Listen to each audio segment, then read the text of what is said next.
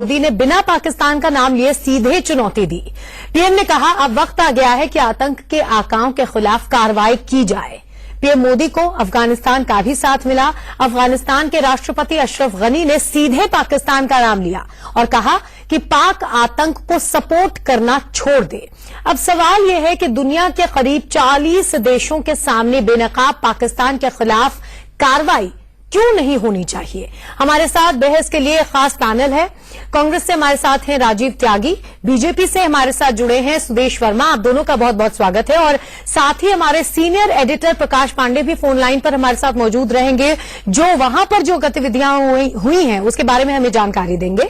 हम बहस की शुरुआत करें उससे पहले देखिए आतंकवाद पर पाकिस्तान को प्रधानमंत्री मोदी की सीधी चुनौती और कैसे अफगानिस्तान ने पाकिस्तान को आईना दिखाया। We must demonstrate strong collective will to defeat terror networks that cause bloodshed and spread fear. And the growing arc of terrorist violence endangers our entire region. As such, support for Voices for Peace in Afghanistan alone is not enough. It must be backed by resolute action, not just against forces of terrorism, but also against those who support, shelter, train and finance them. Silence and inaction against terrorism in Afghanistan and our region will only embolden terrorists and their masters. Still provide sanctuary in support or tolerate these networks.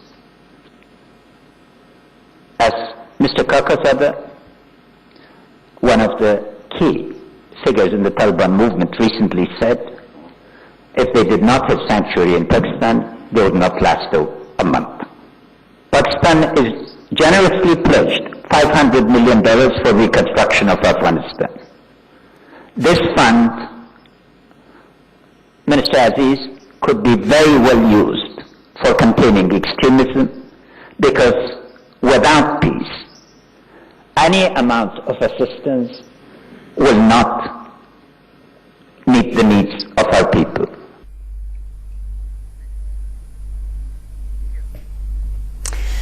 सीधे रुख करते हैं। सबसे पहले कांग्रेस से हमारे साथ राजीव त्यागी हैं। राजीव जी, जिस तरह से कॉन्फ्रेंस में प्रधानमंत्री ने अपना बयान सामने रखा और उसके बाद अफगानिस्तान के राष्ट्रपति ने उनकी बात पर एक तरह से मुहर लगा दी और भी कड़े शब्दों में उन्होंने प्रतिक्रिया अपनी दी, आपको क्या लगता है जो मौजूदा मोदी सरकार है उनके रुख की वजह से क्या वाकई पाकिस्तान इंटरनेशनल फोरम पे एकदम अलग थलग पड़ गया है? देखिए, मैं कोई इस पे विषय पे राजनीति नहीं करूंगा, बहुत स्पष्ट कहूं। मैं दो विषयों पे अपनी बात रखना चाहूंगा। पहला विषय है अफगानिस्तान का हमें सपोर्ट। अफगानिस्तान के और भारतवर्ष के रिश्ते आदिकाल से बहुत बेहतर रहे हैं और दोनों ही देश एक दूसरे को सपोर्ट करते रहे हैं। इसमें जो पुश्तैनी रिश्ते हैं वो बहुत महत्वपूर्ण है अफगानिस्तान के साथ, जिसकी वजह से हमें सपोर्ट करते हैं। अब बात आती है पाकिस्तान की, और पाकिस्तान के विषय में भारतीय जनता पार्टी या मोदी सरकार क्या कर रही है उस विषय पे आती है। देखिए, जब पड़ोसी डिस्टर्ब होता है तो निश्चित रूप से आप भी डिस्टर्ब होते हैं, और पाकिस्तान एक डिस्टर्ब पड़ोसी है भारतवर्ष का। ऐसे विषय में दो ही चीज हो सकती है, या तो पाकिस्तान को हम उसकी औकात दिखाएं कि आप ये सिर्फ यहां तक सीमित हो, एक युद्ध हो, लेकिन दूसरा एक विषय हो सकता है कि हम पाकिस्तान से बिल्कुल अपने संबंधों को एक दायरे के अंदर सीमित कर दें, जो प्रधानमंत्री महोदय ने शुरू में प्रयास किए। सर, आपको लगता है कि सीमित नहीं हुए हैं संबंध? नहीं, मुझे नहीं लगता सीमित हुए हैं। अभी भी प्रधानमंत्री महोदय जिस तरह की भाषा का इस्तेमाल कर रहे हैं और जिस तरह से हम लोग ललायित हैं पाकिस्तान को लेकर के, विशेष रूप से देखिए अभी भी कल भी जवान शहीद हुए हैं असम से लेकर के जम्मू कश्मीर में। तो जवानों की जो शहादत है, जो ह्यूमन फोर्स हमारी खत्म हो रही है और विश्व की चौथे नंबर की ताकतवर आर्मी है हमारे पास, तो या तो उसका इस्तेमाल हो और कूटनीतिक रूप से पाकिस्तान अलग थलग इसलिए नहीं पड़ सकता है कि अभी भी यूएस का उसको पूरा सपोर्ट है। देखिए ये हम लोग बाग ऑस्ट्रिच अप्रोच बनाएंगे, ऑस्ट्रिच अप्रोच में चले जाएंगे अगर ये कहें कि नहीं यूएस का कोई सपोर्ट नहीं है साहब, या जो उन्नत देश है उनका सपोर्ट नहीं है। बहुत से देशों को आतंकवाद दुनिया में कायम रहे ये सूट करता है, इसलिए वो पाकिस्तान की मदद करते हैं।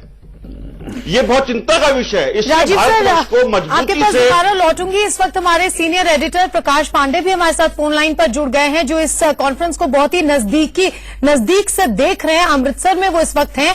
प्रकाश सर, आपसे ये जानना चाहेंगे कि हम लगातार ये बात कर रहे हैं कि प्रधानमंत्री ने कैसे संबोधित किया ओपनिंग सेशन को, उसके बाद अफगानिस्तान के राष्ट्रपति ने किस तरह से अपनी बात रखी और सीधे सीधे पाकिस्तान का नाम लेकर उन्होंने अपनी बात रखी। आपको क्या लग रहा है वहां पर, क्योंकि आप मौजूद हैं, इतने सारे नेशंस वहां पर इस कॉन्फ्रेंस के लिए पहुंचे हैं, क्या आपको लग रहा है कि पाकिस्तान इस तरह से इस कॉन्फ्रेंस को अटेंड करने के लिए आया है लेकिन अलग थलग पड़ता हुआ दिख रहा है? और एक और चीज की जो ग्रुप फोटोग्राफ हुई है उसमें भी एकदम, हालांकि ये क्या फिजिकल रिप्रेजेंटेशन माना जा सकता है पाकिस्तान की सिचुएशन का, जिस तरह से वो एकदम लेफ्ट हैंड साइड कॉर्नर में है? मैत्री, देखिए, तमाम बॉडी लैंग्वेज से तमाम चीजें निकाली जा सकती हैं। जो तमाम मुद्दे चल रहे हैं, जिस तरह से प्रधानमंत्री ने बिना नाम लिए पाकिस्तान को एक बार फिर से जो है लपेट लिया, और अफगान गनी जिस तरह से अफगानिस्तान के राष्ट्रपति ने उन्होंने सारी बात बिल्कुल खुलकर कह दी। हालांकि सरदार अजीज का जो भाषण था उसमें उन्होंने जो है साफ तौर पर ये कहा कि मैं भारत आया हूं, इससे साफ जाहिर होता है कि हमारी नीयत क्या है। उन्होंने कहीं ना कहीं जो है एक विंडो का इस्तेमाल करना चाहा। कल रात डिनर के वक्त भी वो हाथ मिलाया, उसके बाद उन्होंने बात करने की कोशिश की, तो वहां पे वो बातचीत नहीं हो सकती थी, आज भी नहीं हुई। हालांकि उन्होंने अपने भाषण में कहा और ये भी साफ तौर से कहा कि क्यों एक देश को, पाकिस्तान को जो है अलग थलग करने से कुछ नहीं होगा, हम भी उसी तरह से आतंकवाद से ग्रसित हैं। तो कहीं ना कहीं जो हमारी रणनीति थी कि सीधे तौर पे अटैक जा करके जो है और लोगों को अपने साथियों को, ब्रिक्स में अगर आपने देखा होगा तो एक ही दिन में भाषण के दौरान 5-6 बार पाकिस्तान का जिक्र है। जो अंतर्राष्ट्रीय मंच पे कई लोग ऐसे थे जिनका ये कहना था कि ये कुछ ज्यादा हो रहा है, तो इसलिए इस बार जो ये रणनीति अपनाई गई उससे ऐसी कूटनीति मानी जा रही कि ये काफी हद तक सफल रही। और जो बात हम कहना चाह रहे थे वो अफगानिस्तान ने कह दिया, क्योंकि वो शेयर कर रहा था इसको, तो वो एक भारत की बड़ी कूटनीतिक सफलता मानी जा रही है। बिल्कुल, तो एक लिहाज से बहुत बड़ी भारत की कूटनीतिक सफलता मानी जा रही है, खासकर इसलिए क्योंकि अफगानिस्तान के राष्ट्रपति ने जिस तरह मुखर होकर पाकिस्तान का नाम लेके अपनी बात रखी, तो बहुत हद तक भारत के पक्ष में नजर आ रहा है। जी राजीव जी, बताइए। देखिए, दूसरी बात जो मैं कहना चाहूंगा, अफगानिस्तान स्वयं ही पाकिस्तान के आतंकवाद से त्रस्त है, और जिस तरह से गनी साहब ने स्वयं माना है कि 8 से 10 नए टेररिस्ट ग्रुप पाकिस्तान में ऑपरेट करना चाहता है, तो निश्चित रूप से अफगानिस्तान हमारी मदद करे, हम अफगानिस्तान की मदद करें, ये तो एक बेहतर चीज है। लेकिन क्या विश्व के उन्नत देश या विश्व के और देश जो बहुत ताकतवर हैं, क्या पाकिस्तान को कहीं ना कहीं दायरे में, यानी कि राजीव जी आप ये कह रहे हैं ना कि मोदी सरकार की जो नीति है, जो बयान है, वो फॉल्टी है, ये कह रहे हैं ना? नहीं, मैं ये कह रहा हूं कि मोदी सरकार को निश्चित रूप से जिस तरह से राजनीतिक पर्यटन किया है मोदी सरकार ने पाकिस्तान को लेकर के, हाँ। और पाकिस्तान को लेकर के अति उत्साह की जो नीति रखी है, वो मैं समझ गई आपकी बात। सुदेश जी, आपसे जानना चाहेंगे, राजीव जी जो बातें कह रहे हैं उसका जवाब क्या देंगे आप? राजीव जी पता नहीं कहाँ की बातें कर रहे हैं, इनको कितनी समझ में आती है डिप्लोमेसी पता नहीं, लेकिन इस सरकार आने के बाद आपको पता है कि मोदी जी ने एक निश्चित टारगेट करके पाकिस्तान को पूरे विश्व पटल पर आइसोलेट करने का प्रयास किया है। आपने देखा अगर टेररिज्म को हमने मुद्दा बनाया है पूरे विश्व में, जहां भी मोदी जी गए हैं वहां टेररिज्म को मुद्दा बनाया है, पाकिस्तान को आइसोलेट किया है। आज अगर पाकिस्तान की बात यूएन में नहीं सुनी जाती तो इसका बहुत बड़ा कारण आज का एक बहुत सशक्त भारत, जिसकी लोग इज्जत करते हैं, जिसकी बात को लोग ध्यान से सुनते हैं, आज पाकिस्तान अरब कंट्रीज में ही आइसोलेट हो गया है। अरब कंट्रीज हमारे साथ हैं। साउथ एशिया में आपने देखा सार्क कॉन्फ्रेंस में न सिर्फ भारत, बाकी लोगों ने भी मना कर दिया अटेंड करने के लिए। सार्क में पाकिस्तान आइसोलेट हो गया है। और ये जो ग्रुपिंग है जो अफगानिस्तान को लेकर बना है, जिसकी मीटिंग चल रही है, और अफगानिस्तान जो पाकिस्तान का इतना नजदीक पड़ोसी है, वो भी आज भारत के साथ है। बांग्लादेश आज भारत के साथ है। तो पाकिस्तान का जो इंटरनेशनल आइसोलेशन होना था, जिसका प्रयास हम कर रहे थे, उस प्रयास की ओर बहुत सार्थकता के साथ हम बढ़ रहे हैं। इसमें किसी को शक नहीं होना चाहिए। भारत कभी भी युद्ध नहीं चाहता। लेकिन सेना तैनात है। अगर वहां की सेना बाज नहीं आएगी, अटैक करेगी, तो उसको मुंहतोड़ जवाब आर्मी देने के लिए सक्षम है। उसको पॉलिटिकल लीडरशिप की तरफ देखने की जरूरत नहीं है। और पाकिस्तान जब तक अपने धरती पर से टेररिज्म को बढ़ावा देना नहीं छोड़ेगा भारत के खिलाफ, तब तक बातचीत का कोई सवाल ही नहीं पैदा होता है। बातचीत किस लिए? आप हमारे पास टेररिस्ट भेजते रहिए, हमारे लोगों को मरवाते रहिए, और उसके बाद आप बातचीत करने की बात करें, ये हो ही नहीं सकता। बातों के इतर एक चीज मैं पूछना चाहती हूँ आपसे कि बिल्कुल आपने कहा कि यूएन में जिस तरह से बातें हुई, उसके बाद सार्क स्थगित हो गया, अरब कंट्रीज का सपोर्ट पाकिस्तान के खिलाफ भारत को मिला, लेकिन इन तमाम स्थितियों में भी पाकिस्तान से सरताज अजीज भारत आते हैं और कहते हैं कि देखिए हम तो मौजूदा स्थिति में बात करने के लिए तैयार हैं, लेकिन गेंद भारत के पाले में है, हम बात करने नहीं जाएंगे, उनको पता है हम आए हैं, वो बात करना चाहते हैं तो कर ले। तो इतनी ऑडेसिटी कहां से आ रही है फिर? देखिए, ये तो उनका बचपना है। देखिए, कोई साइडलाइंस में भी मीटिंग इस तरह से नहीं होती है। साइडलाइंस में भी मीटिंग ऑर्गेनाइज्ड होती है। सरताज अजीज साहब को इतना पता होना चाहिए। वो आके मजा लेने की कोशिश कर रहे हैं, एक मीडिया लाइमलाइट लेने की कोशिश कर रहे हैं, लेकिन कोई भी उनको सीरियसली नहीं ले रहा है। अगर भारत से बातचीत करना है तो ये तरीका नहीं है। भारत ने बता दिया है कि आपको उन पक्षों में काम करना पड़ेगा। आपको याद है पठानकोट में हम उतना सीरियसली अब भी ले रहे हैं जितना हमें लेना चाहिए स्ट्रैटेजिक लिहाज से? इतनी हिम्मत कहां से आ रही है पाकिस्तान को? उनके देखिए पाकिस्तान एक रोग स्टेट बनने जा रहा है। रोग स्टेट जब बनता है ना, आपको पता होना चाहिए कि आपको याद होगा इराक के एक मंत्री थे तारिक अजीज, अमेरिका का बम गिरता था इराक में, वो बोलते थे इराक गिरा रहा है, और वही पाकिस्तान के साथ हो रहा है। पाकिस्तान को पता है हकीकत क्या है, लेकिन जब वो आते हैं आपका कहना है पाकिस्तान को हकीकत पता है, लेकिन ये उसका चिर परिचित बिहेवियर है। राजीव जी, आपसे क्लोजिंग कमेंट चाहूंगी। देखिए, मेरे मित्र ने जिस तरह से यहाँ भाषण दिया और झूठा भाषण दिया, वही मोदी जी की शैली भी है। भाषण नहीं दिया राजीव जी, भाषण। अरे भैया, पाकिस्तान पर भी राजनीति करोगे क्या? सुन लीजिए, अरे कांग्रेसियों समझ लो पाकिस्तान पर भी राजनीति करोगे? एक बात कही पाकिस्तान को तो चाइना जो कि हमारा पड़ोसी है, चाइना पाकिस्तान को हर तरह से मदद कर रहा है।